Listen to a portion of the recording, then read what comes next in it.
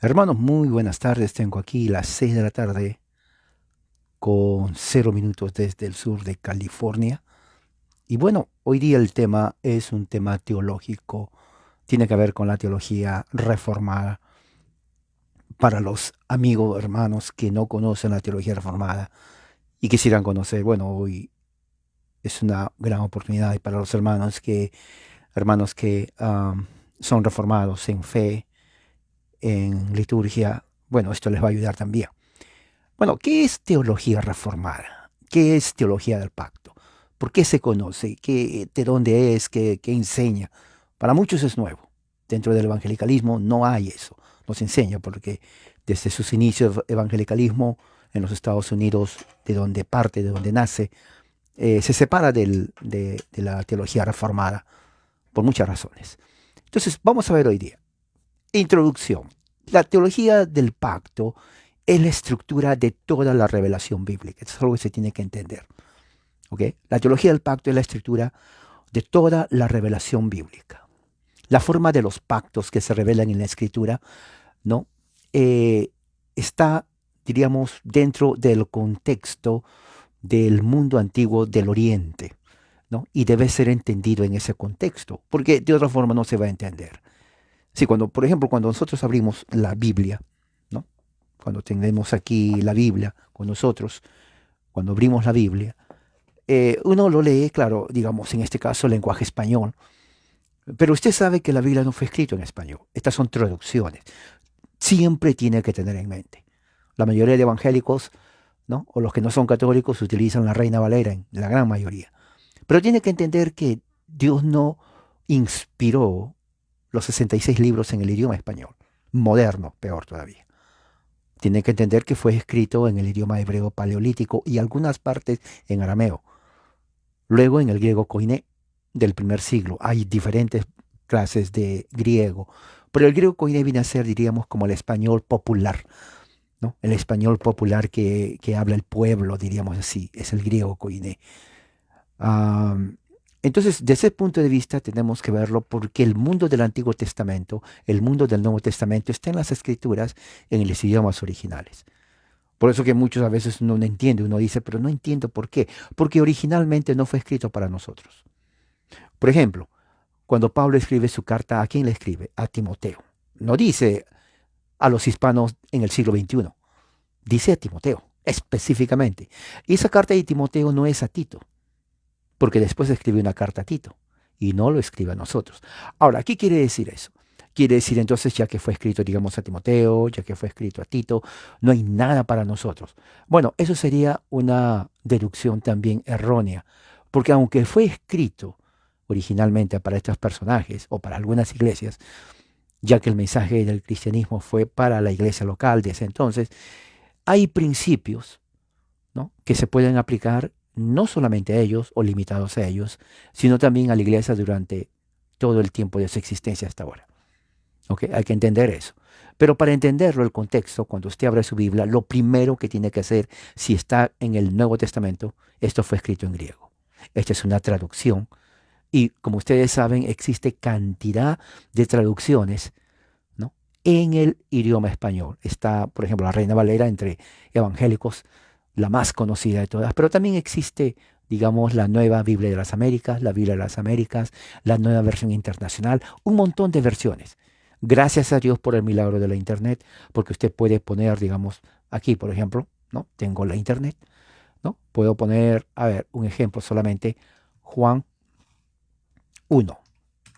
Entonces, en Juan 1 tengo aquí la Biblia, ¿no? Entonces, cuando me abro aquí la parte de las versiones, aparece 1, 2, 3, 4, 5, 6, 7, 8, 9, 10, 11, 12, 12, 13, 14, 15, 16, 17, 18, casi como 20 traducciones al español del Nuevo Testamento. 20 versiones. O sea, usted puede leer no solamente la Reina Valera, puede leer 20 versiones más en español. Y eso son traducciones, entiéndalo. Muchas personas dicen, uy, se rompió la Biblia, la palabra de Dios, uy, qué feo, me siento mal. es una traducción, ¿me entiende? Si bien es cierto, uno no va a destruir la Biblia, pero es una traducción, no es el original. El original no existe, es más, ya desapareció. Desapareció, no existe nadie, al menos que, créame, sería un gran anuncio, eso lo sabrían todos, si algún arqueólogo en Jerusalén encuentra un original, sería, créame, una noticia mundial. Encontrar el original de los evangelios. ¿Se imagina encontrar el autógrafo de uno de los apóstoles? Oiga, sería algo, una notición a nivel mundial. O lo tendría la Iglesia Católica del Vaticano en su museo, en su librería grandísima, o la Iglesia Ortodoxa, depende. O el Museo Británico, o en Jerusalén mismo. Pero no existe hasta ese momento. Lo que existen son versiones ya de siglos posteriores, de copias, versiones, de versiones, de versiones, de versiones. Ni siquiera el segundo original existe, ni el tercero, ni el cuarto, ni el quinto original. Son manuscritos copiados a mano. Entonces lo que tenemos en nosotros en el español son diferentes traducciones. Diferentes traducciones en español.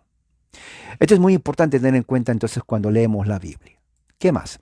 El pacto es la explicación más coherente para una revelación bíblica y la naturaleza, la autoridad del canon.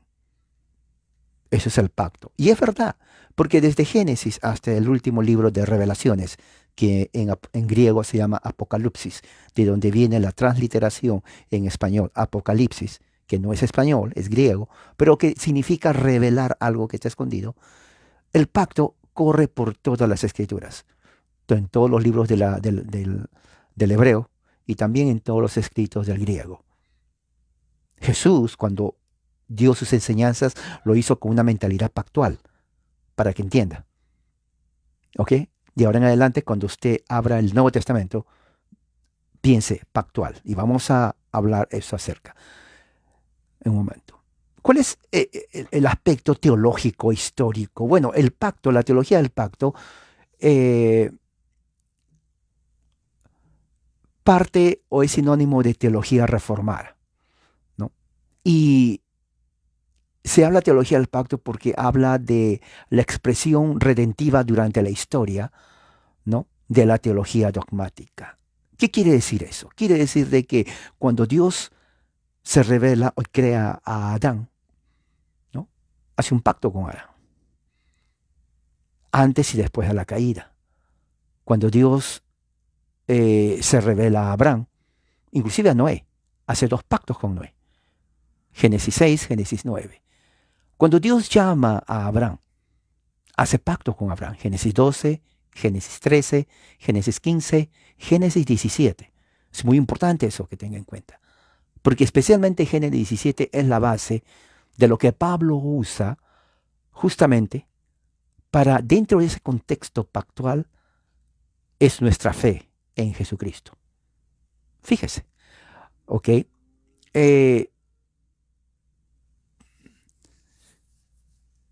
Teología pactual también se conoce como teología federal.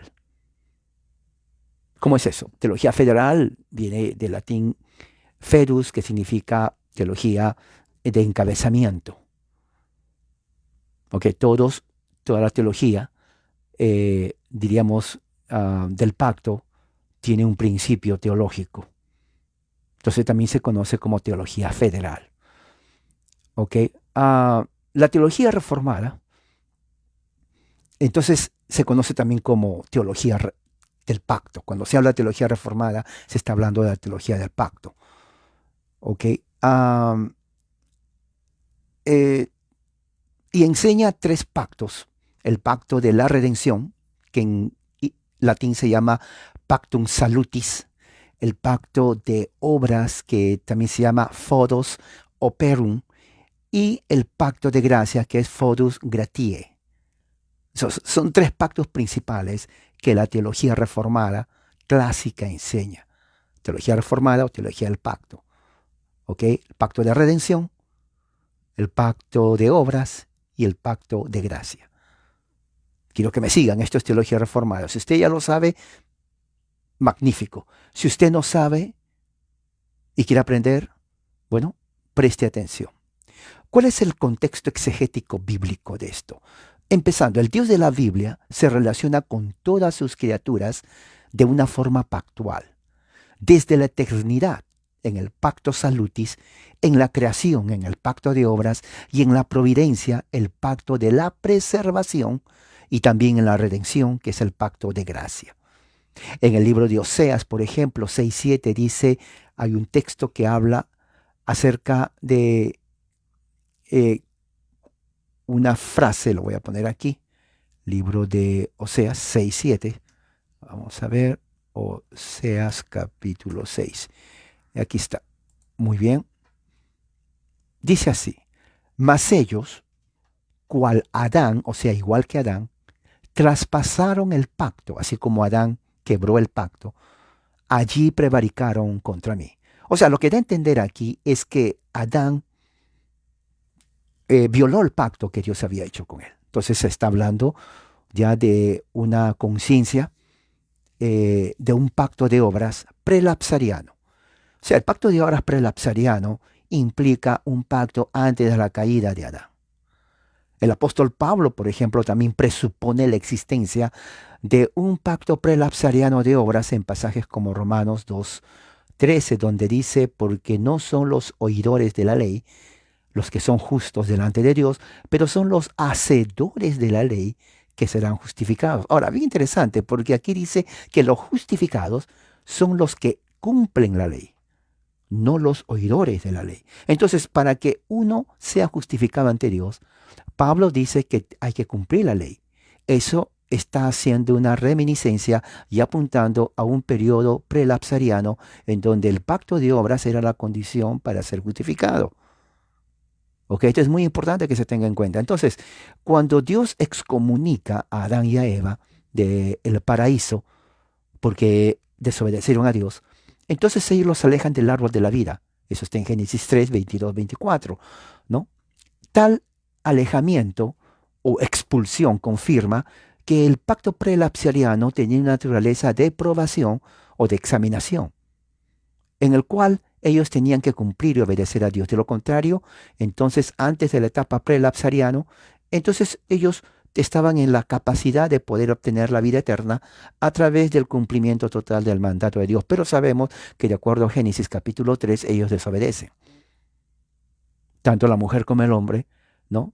Por su propia voluntad, ellos deciden rechazar, obedecer a la serpiente, y al suceder eso, entonces cometen una violación pactual. Y por lo tanto, Dios tiene que cumplir su advertencia cuando le dijo, ciertamente morirás. Y realmente fue así. Entonces, ahora, hubieron ciertos signos diferentes y sellos, signos y sellos, ¿no? Del pacto de obras que incluía, por ejemplo, el sábado o el día de reposo de la creación, el árbol del conocimiento del bien y del mal y el árbol de la vida. 3 signos y sellos en la etapa prelapsariana. Muy importante que tengamos en cuenta cuando usted lee la Biblia, Génesis 1, Génesis 2. Primeramente, el sábado de la creación. Dios descansó el 7º día, dice la Biblia, de la creación. Luego también Dios pone un sello y símbolo que viene a ser el árbol del conocimiento del bien y del mal, el cual Dios prohibió que comieran, porque si lo hacen ciertamente morirán. Pero también puso el árbol de la vida, del cual se podían comer.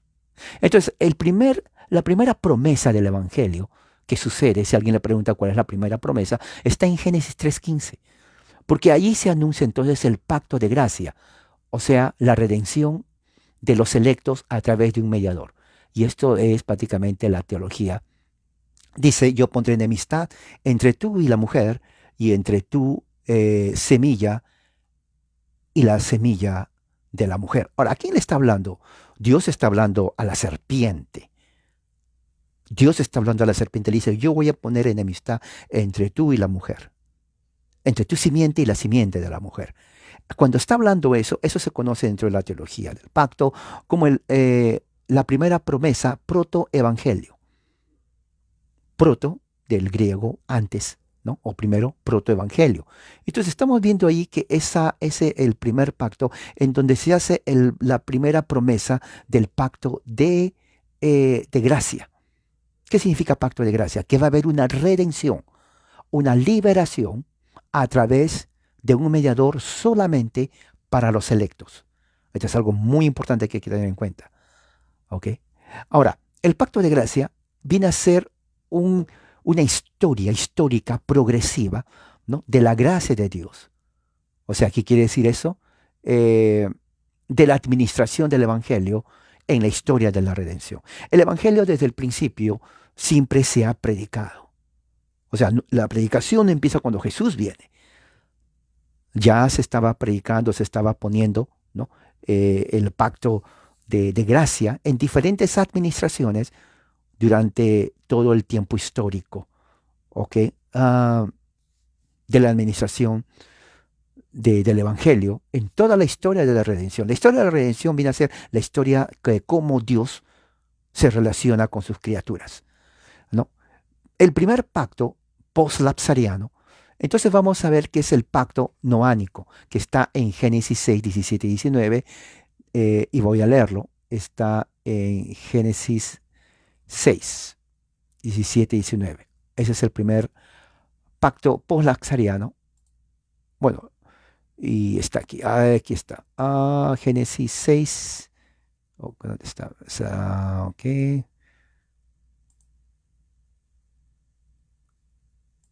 Génesis 6. Muy bien.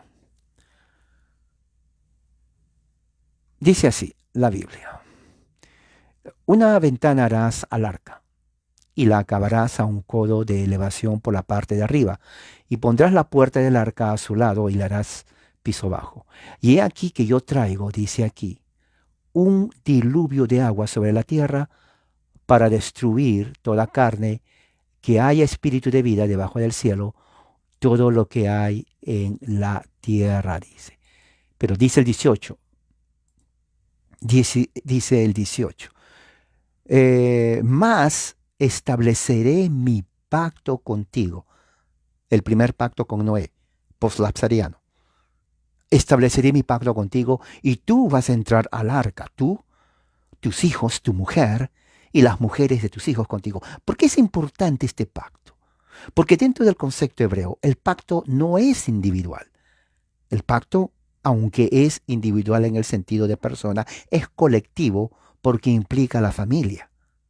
O sea, no existe en la mentalidad hebrea el hecho de que, bueno, Dios habló conmigo y allá ustedes, si quieren lo hacen.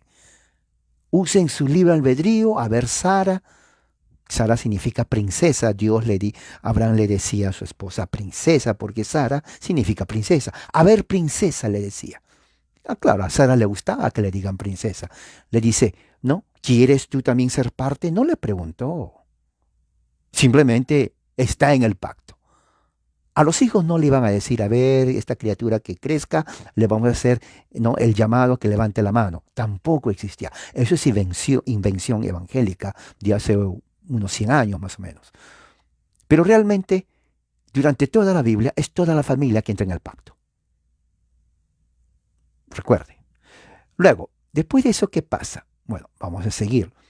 El segundo pacto con Noé está en el capítulo 9, que es un pacto universal, pero no soteriológico, que promete, ¿no?, restringir el juicio hasta el último día. Es un pacto de preservación, es un pacto no esotérico y al mismo tiempo es un pacto escatológico. ¿Qué significa todo eso? Significa primeramente, y lo vamos a leer para explicarles bien, está en Génesis capítulo 9, ¿no? Todo esto es de la teología del pacto.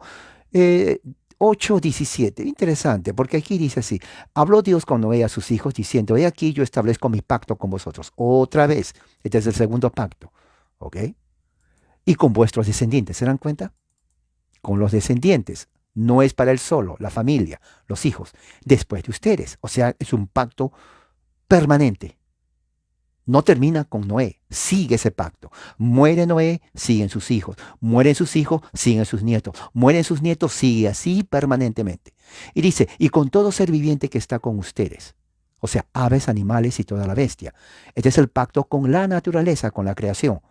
Dios hizo el pacto no solamente con los seres humanos para preservar, pero Dios hace un pacto con la creación, con los animales, con las aves, con toda bestia de la tierra. Esa es la razón por la cual el ser humano, dentro del punto de vista del pacto noánico del capítulo 9 de Génesis, está en el deber y la obligación de cuidar, proteger a los animales de la creación. No lo digo yo, lo dice Yahweh. Yahweh lo dice. Y es un pacto, Él no lo sugiere. Es un pacto de preservación que atañe tanto a creyentes como no creyentes. El ser humano está llamado y está en el deber y en la obligación, escuche bien, de proteger a los animales, de no torturarlos.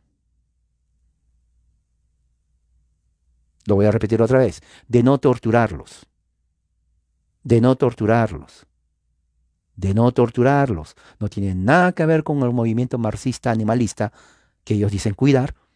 Esto parte de las Escrituras. La teología de la preservación de la creación está aquí en Génesis capítulo 9. Hay que cuidar a los animales. Hay que protegerlos, hay que preservarlos. ¿Por qué? Porque Dios lo dijo así y es la creación de Dios. Escuche bien lo que estoy diciendo, es la creación de Dios. Eso está enraizado en la cosmología bíblica hebraica del tiempo de Noé, del Antiguo Testamento. ¿Sabía usted eso? Y esto se tiene que predicar, porque es pacto. No es que Dios lo dijo, oh, solamente para ti y nadie más. Dijo, establezco mi pacto con vosotros y con vuestros descendientes después de ustedes, con todo ser viviente, aves, animales, la bestia, que esté con ustedes desde los que salieron del arca hasta todo animal de la tierra. O sea que incluye todos los animales de la tierra. Si usted ve a alguien que está torturando animales, dígale, estás violando el pacto con Dios. No debemos torturar a los animales, debemos cuidarlos, debemos preservarlos, debemos protegerlos, porque son creación de Dios. Son creación de Dios. Dios es el pacto con tu creación, entonces yo tengo que cuidarlo. Tú me has dado ese deber, yo estoy en la obligación de hacerlo, porque tú lo has hecho. Tú has puesto un pacto, no podemos romper ese pacto. El pacto de la creación. Yo voy a establecer mi pacto con ustedes. No voy a exterminar ya más toda carne con agua del diluvio, ni habrá más diluvio para destruir la tierra. Y dijo Dios, esta es la señal del pacto que yo establezco entre mí, ustedes y todo ser viviente, toda la creación, los animales, las jirafas, los leones, los gorilas, las vaquitas, las ovejas, el conejo, la ardilla. Mencione todos los animales, con las aves, con los águilas, las garzas. ¿Qué más? Todos, absolutamente todos. Los reptiles, creación de Dios, desde el punto de vista bíblico. Dice, ok, por siglos perpetuos, 2022, proteger a los animales, preservarlos, no torturarlos. Lo dice Dios. Y dice así, esta es la señal. Pondré mi arco en las nubes. Oiga, pero dijo arco iris. ¿El arco? Sí, el arco. Pero en mi escuela yo veo que utilizan eso, los LGTBQI, X y todas las letras. Sí, lo usan. Entonces, ¿de quién tiene la razón? Bueno, no es que quien tiene la razón. Es que al punto de vista bíblico, el arco significa un pacto que Dios hace de preservación de la humanidad. Preservar significa no solamente no torturarlos, sino también multiplicar. Porque cuando uno preserva la naturaleza se multiplica. Los animales se multiplican. Tienen críos y se multiplican. El caballito se multiplica. La vaquita se multiplica. Los perritos se multiplican. Los pollitos traigan los huevitos y salen por ahí, etc. Y todo el ciclo de la naturaleza animal. Eso es la creación. Pero cuando personas del mismo sexo quieren unirse, yo no tengo que ir a la universidad y graduarme por 10 años de medicina para saber que es imposible que un hombre con un hombre estén embarazados. O una mujer con una mujer. Y aunque ellos se hagan inseminación artificial, eso no cuenta. Porque tuvieron que sacarlo de un hombre. ¿Ok? Así que ese cuento ni a mi abuelita lo cree. El hecho es, por biología, por naturaleza, hasta el más ignorante sabe que tiene que haber macho y hembra para multiplicación. Y eso es preservar. Entonces, cuando Dios hace aquí la señal del pacto con el arco iris, ¿a quién representa? ¿Representa al pacto de Dios de preservación de la humanidad? ¿O representa a una visión humana caída, perversa, limitada, que distorsiona el plan de Dios? Obviamente no a la segunda, sino al plan original de Dios. Así que ellos pueden ponerse, inclusive pueden hasta hacer un arca y decir que son de ellos. Eso no cambia el hecho y la verdad que se necesita macho y una hembra para reproducirse. Punto. Ya no hay discusión. No hay que demostrar, no hay que perder más tiempo. Eso lo saben todos. Hasta ellos lo saben. Bueno, ese es el pacto que hace Dios.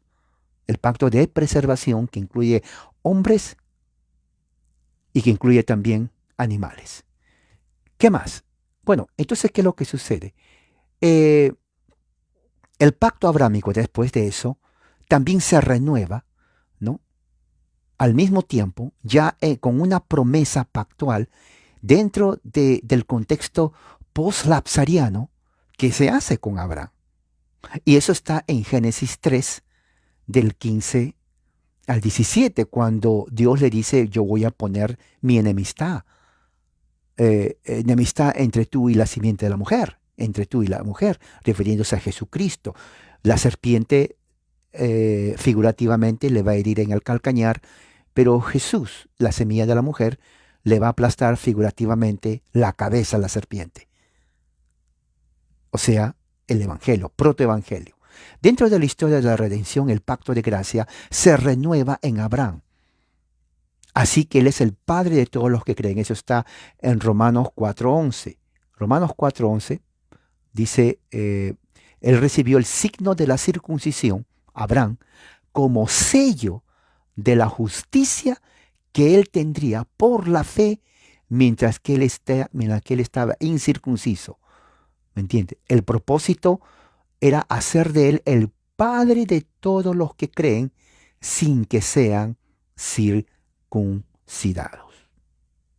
No sé si usted me entiende lo que estoy diciendo, pero cuando Dios le da el pacto a Abraham, ¿no? Vamos a ver en Génesis capítulo 15, fíjese, es algo increíble lo que estamos viendo aquí.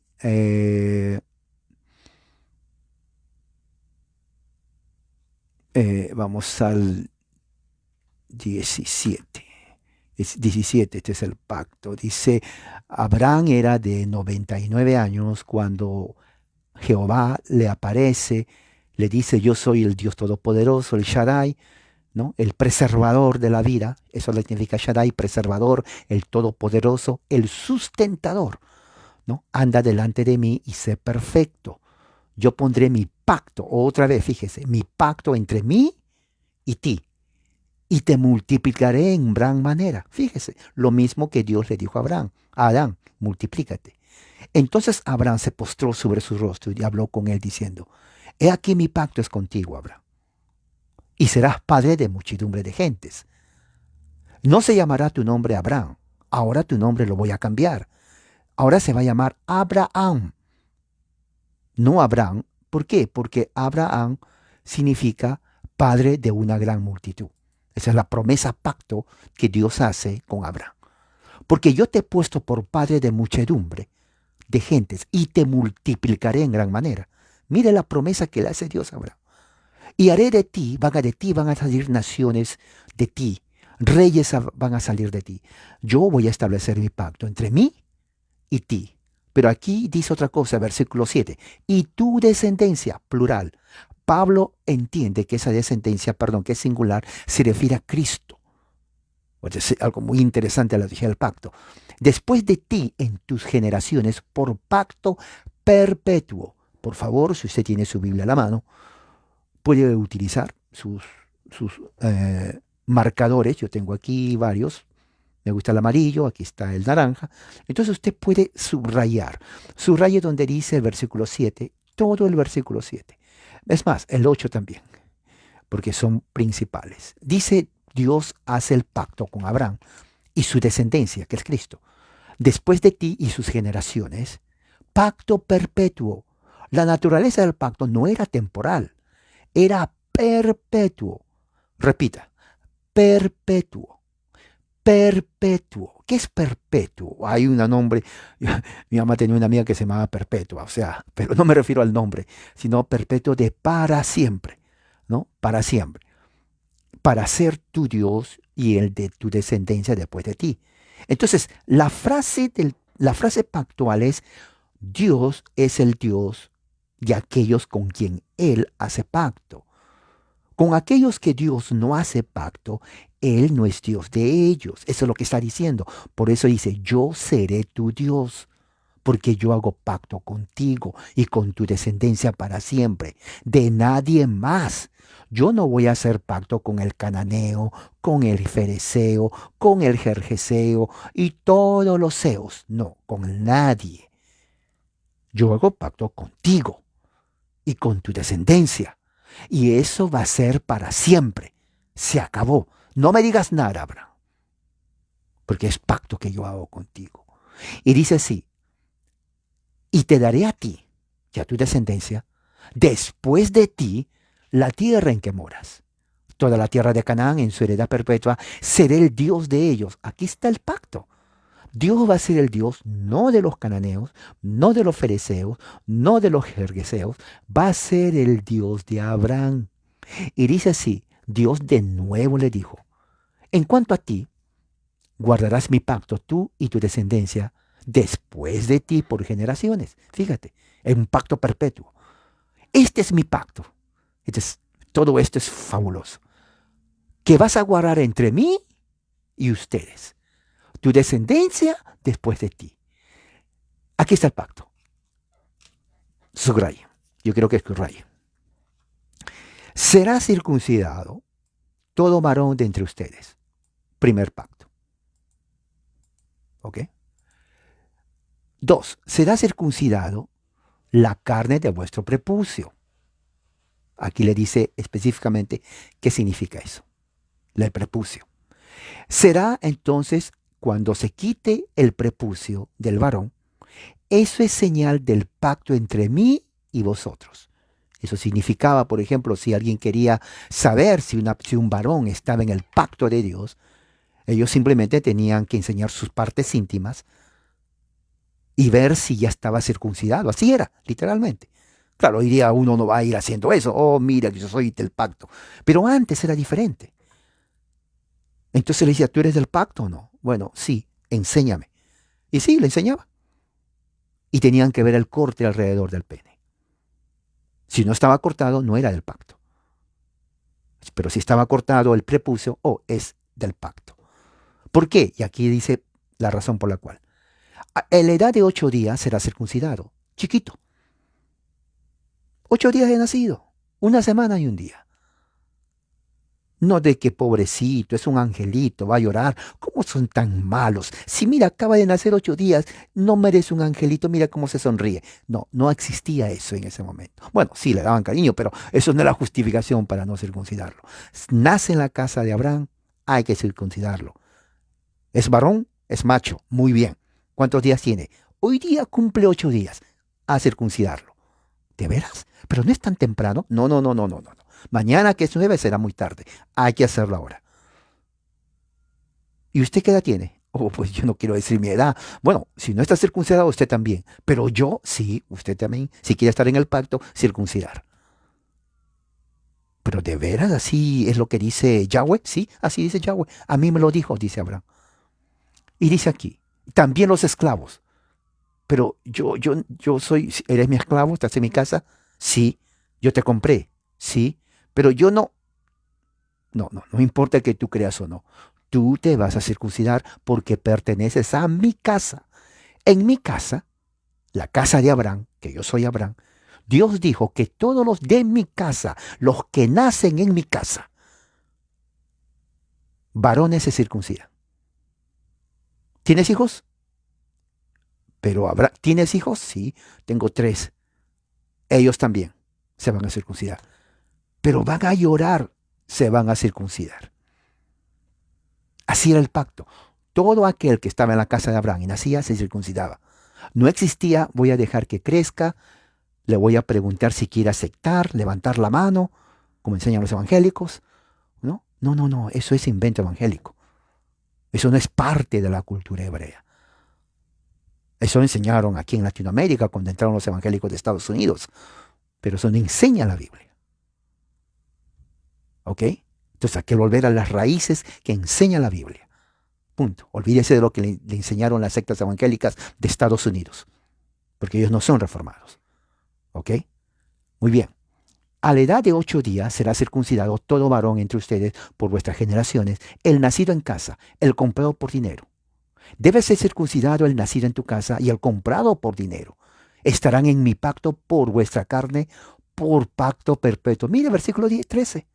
Ahí está, lo pueden subrayar. Yo tengo aquí el migrado de la internet. Estoy yo justamente eh, electrónicamente subrayándolo. Pero usted tiene aquí, yo tengo esto para la Biblia. También tengo un color verde. Aquí tengo un color verde. Aquí está, color verde. Tengo bastantes colores.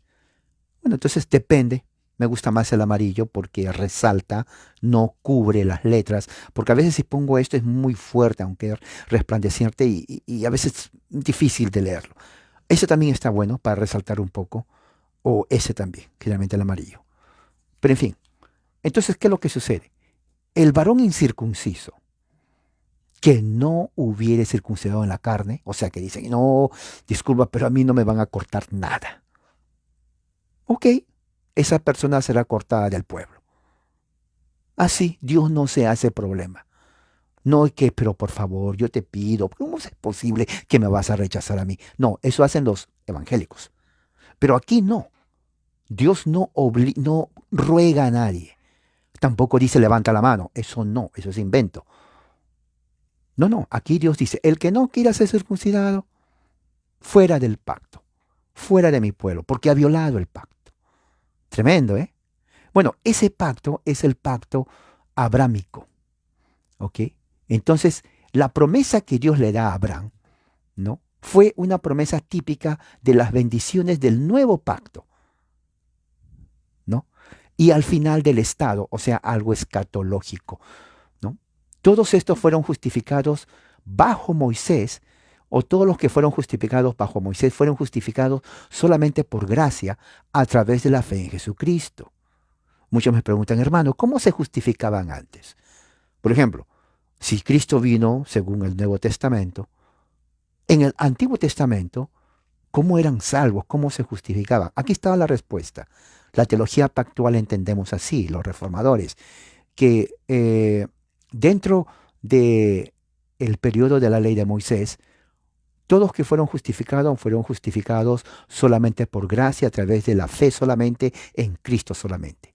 En referencia a la tierra prometida, el pacto mosaico fue un pacto, diríamos, que apuntaba a la verdadera tierra prometida, que por razones pedagógicas, eso se va a ver en Gálatas capítulo 3, 23, ¿no? Es una republicación del pacto de obras adámico. ¿Qué quiere decir eso?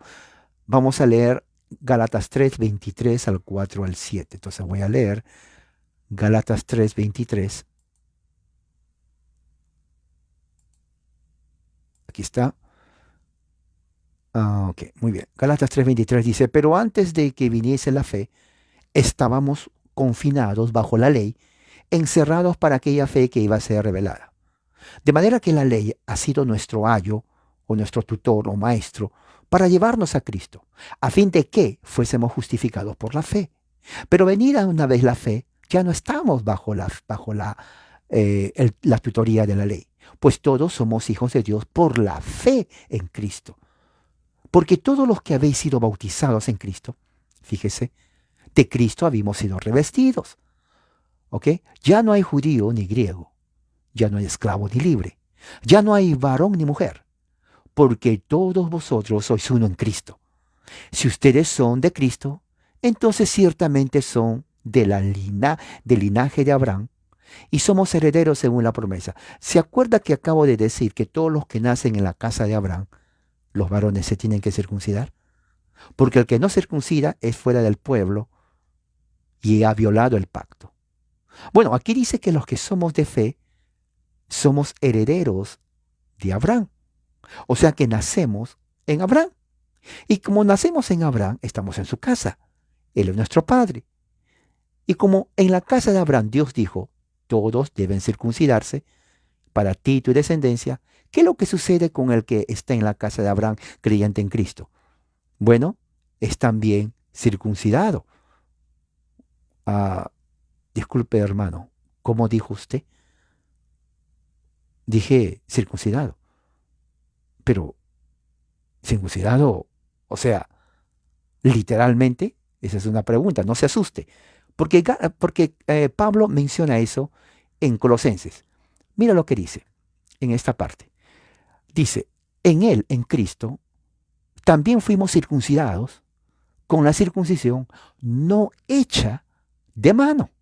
Y dice así, al echar de vosotros el cuerpo pecaminoso carnal en la circuncisión de Cristo. Entonces, cuando dice Gálatas que en Cristo ya no hay varón ni mujer, en el tiempo de Abraham, obviamente que solamente los varones podían circuncidarse, no tengo que explicar por qué, usted ya sabe.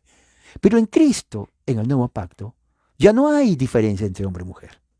Y como ya no hay diferencia entre hombre y mujer, la circuncisión es espiritual. Y aquí dice Pablo, fue hecha no por mano, sino la circuncisión de Cristo se aplica tanto a hombre creyente y a mujer creyente. Por eso es bíblico decir a la mujer creyente, tú ya estás circuncidada. Porque, claro, literalmente es imposible. Pero espiritualmente ya está, porque tiene que ver con quitar el pecado de uno en Cristo Jesús. ¿Y qué tiene que ver eso? ¿Por qué? Porque ¿cuál es la señal visible entonces? Si antes era la circuncisión, pero la circuncisión ahora es espiritual. Y ahora, ¿cuál es el signo visible? 11, 12. Sepultados con él en el bautismo.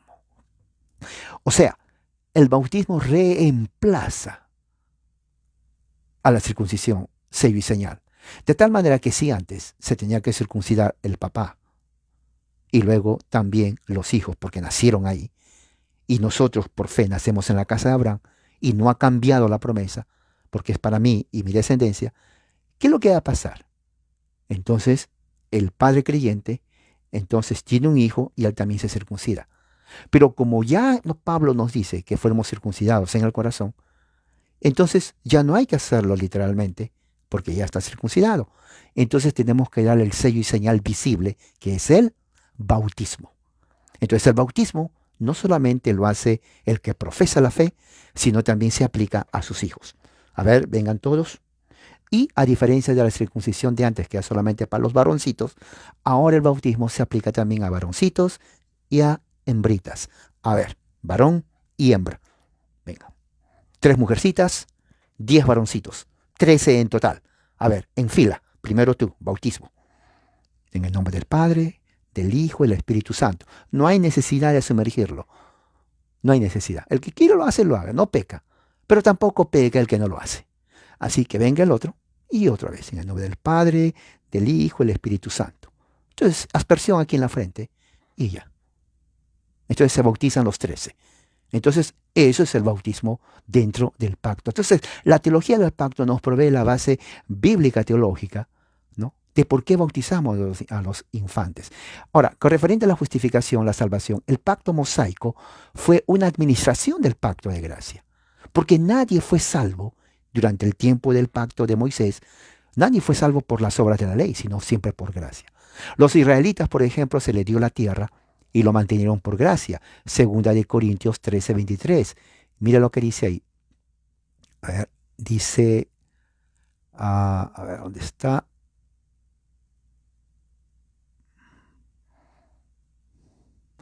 Pero el Señor tuvo mucha gracia con ellos y tuvo compasión con ellos y Él se volvió a ellos porque el pacto que hizo con Abraham, con Isaac y Jacob. ¿Qué es lo que está diciendo aquí? El pueblo de Israel siempre fue un pueblo totalmente terco, rebelde, idólatra. Los israelitas eran idólatras de corazón. Eran como los cananitas. Eran personas inmorales. Eso eran los israelitas. Idólatras. Ellos inclusive entregaban sus hijos al fuego, los israelitas. Entonces Dios los castigaba a ellos. Pero ¿por qué no los destruyó? Porque se acordó el pacto que hizo con Abraham, con Isaac y con Jacob. Ahí lo dice. Segunda de Reyes 13:23. Sin embargo, Él los expulsó porque fallaron en cumplir la ley de Él. Y eso está en Génesis 12:7, Éxodo 6:4, Deuteronomio, varios pasajes. El pacto de gracia entonces se inicia en la historia después de la caída. Fue en su estado antipenúltimo bajo Adán, Noé, Abraham. En su estado penúltimo, en el nuevo pacto de la administración, y alcanzará su último estado escatológico en la consumación de los siglos. Nosotros estamos en el penúltimo estado de la realización del pacto de gracia que va a consumirse cuando venga Cristo según 1 Corintios capítulo 15. Ese es el nuevo pacto. Cada pacto que Dios hizo con Adán, con Noé, con Moisés, son el pacto de gracia en diferentes administraciones. El término antiguo pacto se usa en la Escritura en referencia a Moisés, ¿ok? No en referencia a Abraham. A Abraham no se le dio el pacto de Moisés. El pacto de Abraham sigue hasta ahora. Nosotros somos hijos de Abraham. Nosotros hemos nacido en la casa de Abraham porque así dice la Escritura. Pablo lo entiende. Los que son de fe son hijos de Abraham. Nacemos en la casa de Abraham. Todas las promesas de Dios para Abraham se cumplen. El que es de la fe en Cristo, esa promesa es para él y su descendencia. Quiere decir, profesa la fe, se bautiza, viene su hijo, se bautiza, viene el otro hijo, se bautiza, viene la hija, se bautiza. Si tiene esclavos, bueno, también se bautiza. Ese es el plan que Dios tiene con Abraham. Nacemos en la casa de Abraham. Oiga, usted y yo tenemos autoridad para cambiar y decirle a Abraham, disculpa Abraham, bueno, yo vengo del 2022 y bueno, aquí las cosas cambian. Tú sabes que hay que preguntarle al niño si quiere bautizarse. Cuando sea grande, levantar la mano. Abraham se va a enojar, va a decir, paganos. Eso Jehová nunca enseñó eso.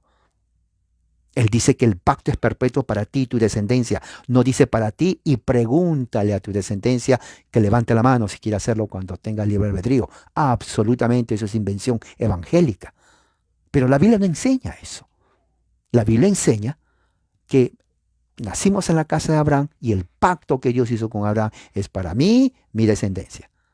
Yo no tengo que preguntarle nada a mis hijos si quieren o no bautizarse. Ellos por ley pactual, deben bautizarse. ¿Me entiende lo que quiero decir? Eso es lo que enseña la Biblia. ¿Ok? El nuevo pacto es el cumplimiento entonces de la promesa que Dios hizo a Adán, ¿no? Y el pacto, y también en el pacto de gracia que se le hizo a Abraham. Muchos confunden que el pacto de gracia empieza con Jesús, pero en realidad ese es el nuevo pacto en relación al antiguo pacto con Moisés. Pero el pacto de gracia ya existió en diferentes administraciones. ¿Ok? El nuevo pacto es la realidad tipificada de los tipos y las sombras preencarnacional de Cristo durante todo el Antiguo Testamento. Cristo se manifestaba en su estado preencarnado en el antiguo pacto. Entonces, cuando aparece el nuevo pacto, entonces se cumple la realidad de lo que era sombra de la realidad que iba a venir, que es Jesucristo, en su etapa preencarnada. Entonces, los pactos de obras y el Evangelio, que es el pacto de gracia, se distingue históricamente y hermenéuticamente. En el aspecto hermenéutico, la distinción entre el pacto de obras y el pacto del Evangelio o el pacto de gracia es la distinción entre nuestra obligación personal y nuestra obligación perpetua para mantener la ley perfectamente para la justificación y el anuncio que Cristo ha guardado la ley perfectamente para nosotros. Eso se llama la obediencia activa de Cristo. Cuando Cristo estuvo en la tierra, desde el momento que nace hasta que muere, Él cumplió toda la ley, que viene a ser la obediencia activa de Cristo, la cual se imputa a nosotros. Y de esa manera nosotros somos justificados por la obediencia de Cristo, el cual Él cumplió durante el tiempo que estaba en la tierra. La distinción histórica entonces entre la ley y el Evangelio se considera entonces como la distinción entre el pacto de obras y el pacto de gracia. La distinción histórica entre el pacto, entre la ley y el Evangelio, también puede ser considerada como la distinción entre Moisés y Cristo. Cuando la distinción de Evangelio y ley es considerada como algo entre la distinción entre Moisés y Cristo, entonces se puede decir que el Evangelio es la ley y la ley es el Evangelio. De esta forma, es una forma de hablar, sin embargo, no se puede usar propiamente cuando consideramos la distinción entre Evangelio y ley, hermenéuticamente o teológicamente. O sea, ¿hay una diferencia? Sí, hay una diferencia. Porque desde el punto de vista de la ley preadámico, prelapsariano, entonces para ser justificado uno tenía que cumplir la ley, lo cual es imposible. Adán fracasó. Dentro del punto de vista de los términos poslapsarianos, entonces ya viene la promesa del pacto de gracia. El pacto de gracia apuntaba en todas sus sombras y tipificaciones a Jesucristo. Cuando Cristo viene entonces, Él inaugura el nuevo pacto, entonces ya nosotros somos justificados por la fe en Cristo, por su obediencia activa que se imputa a nosotros cuando creemos en Él. Entonces eso es muy importante. Este es el pacto de gracia. ¿Ok? El pacto de la teología del pacto, entonces, es así de la herencia, ¿no? Es la esencia de la herencia de la teología reformada. ¿Ok? El pacto de redención, que es el pacto salutis o el pacto del concilio. En el pacto pretemporal, antes que Dios crea el universo, no se llama el pacto de redención, que viene a ser el pacto salutis, ¿no? Se sitúa detrás del pacto de obras y el pacto de gracia en un orden de la historia de la redención. Ok, déjeme explicar. O sea, primero está el pacto de redención o pacto salutis. Luego viene el pacto de obras, ¿no? Y luego viene el pacto de gracia. Son tres pactos. Aquí está. Pacto salutis o pacto de redención, pacto de obras y pacto de gracia. Entonces, el pacto de redención, ¿ok? Significa trabajo para el Hijo y también gracia para nosotros. Ese es el trabajo de la historia de la redención. El pacto salutis o pacto de redención está fundamentadamente en textos bíblicos como por ejemplo Salmo 110, Juan 5:30, 6:38-40 y Gálatas 3:20 y otros lugares más. Cristo cumple las obligaciones legales del pacto de redención en su obediencia activa y pasiva, ¿no? Como representante de los electos. Ahora, esto es muy importante, porque Él lo hace solamente para representar a los electos en Cristo, cuando tenemos fe en Jesucristo, los que tenemos fe en Jesucristo. Es muy importante que tengamos esto en cuenta. ¿Ok? Entonces,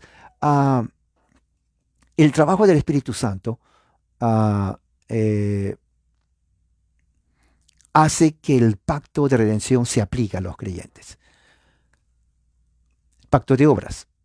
En su etapa prelapsariana, el pacto puede ser llamado un pacto de obras en respecto a sus términos, pero también un pacto de vida referente a su meta. ¿Qué quiere decir eso? Quiere decir que para alcanzar la vida eterna uno tenía que cumplir la ley de Dios, pacto de obras. Pero al alcanzar el pacto o para alcanzar la vida eterna significaba también un pacto de vida, porque uno al cumplir la ley iba a cumplir también la vida eterna. Okay, no sé si les confundí, pero son tres nombres que se describe el mismo pacto, ¿no? En la teología reformada, el pacto de obras es identificado o es idéntica, mejor dicho, a la ley que dice, haz esto y vas a vivir, ¿no? Jesús Cristo cumplió el pacto de obras en su obediencia activa, en su obediencia pasiva a la ley de Dios, en lugar de su pueblo. Lo voy a repetir eso porque esto es muy importante. El pacto de Cristo, ¿no? O Jesucristo cumplió el pacto de obras en su obediencia activa y en su obediencia activa a la ley de Dios en representación de su pueblo, de nadie más. De aquellos que no creen en Él no se benefician de este pacto. ¿Ok? El pacto de obras entonces fue abrogado como una forma de entrar a la vida eterna cuando Adán cayó y desobedeció. ¿Ok? En términos poslapsarianos del pacto de obras, continúa, ¿no?, para obligar a las criaturas racionales, ¿no?, y debe ser perfeccionado hasta que lo cumpla personalmente o a través de alguien. Esta es la única razón por la cual se predica el Evangelio. Porque si el pacto de obras no continúa, no hay razón de predicar el Evangelio. Déjeme explicarle. El pacto de obras, Dios exige justicia perfecta. O Él no ha cambiado en eso. Entonces hay dos formas de hacerlo. Uno, con esfuerzo de uno, porque está vigente el pacto de obras. Pero ahí está la otra forma, a través de alguien más. Esa es la forma vicaria. Ya que el hombre es incapaz de cumplir la ley de Dios para ser perfecto, entonces el pacto de obras trae maldición al hombre, porque no cumple. Pero si uno cumple la ley a través de alguien que sí lo puede cumplir, entonces uno ya no está bajo la maldición de Dios, sino está bajo la gracia de Dios. La pregunta es, ¿quién va a cumplir por nosotros? Bueno, ya sabemos quién lo cumplió. Jesús en vida durante su obediencia activa y pasiva. ¿Se dan cuenta? Por eso que su obediencia activa y pasiva se aplica solamente a aquellos que creen en Él. Aquel que le rechaza está bajo la ira de Dios porque está en demanda para que cumpla la ley, o sea, el pacto de obras. Pero como no puede cumplir y nunca lo va a hacer, no quiere y no puede, entonces está siempre bajo la ira de Dios. En cambio, aquel que pone su fe en Jesucristo, porque Él obedeció pasiva y activamente por nosotros, entonces esa justicia de Cristo, su obediencia, se imputa a nosotros, se nos acredita. Entonces Dios dice, oh, la justicia de mi Hijo es en ti. Entonces tú no estás bajo mi ira, tú estás bajo mi gracia. ¿Me entiendes? Mientras el otro, que rechaza creer en Cristo, está bajo la ira de Dios. Esto es lo que dice Pablo en Efesios capítulo 2. ¿No? Entonces, cualquiera que niega el pacto prelapsariano de obras, entonces se está poniendo en peligro, ¿no?, la doctrina protestante y bíblica de la justificación por la sola gracia a través de la sola fe, a través de Cristo Jesús solamente. Bueno, aquí voy a dejar porque la próxima semana voy a hablar acerca del pacto de gracia. Y voy a repetir eso también. Espero que esto, como introducción, primera parte, le haya ayudado a usted a comprender en la teología del pacto. Que la gracia de Dios sea con ustedes. Amén.